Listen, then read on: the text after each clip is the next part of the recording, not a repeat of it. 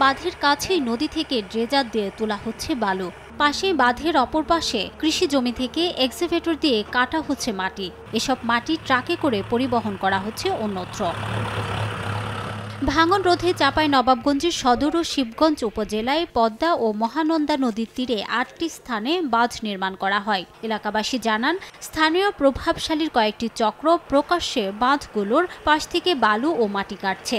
এতে একদিকে কৃষি জমি ডোবায় পরিণত হচ্ছে, অন্যদিকে ঝুঁকিতে পড়েছে বাঁধ।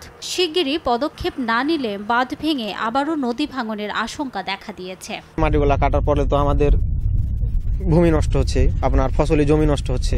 সরকার লোক আসছে, আইসা 10 টাকা খাচ্ছে, খায় আবার ফিরে যাচ্ছে, আবার রাতে রাতে কেটে নিয়ে চলে যাচ্ছে।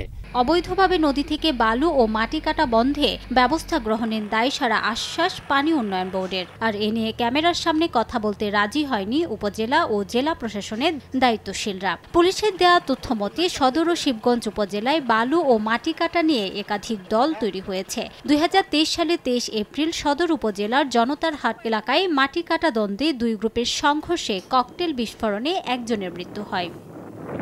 সময় সংবাদ, চাঁপাইনবাবগঞ্জ।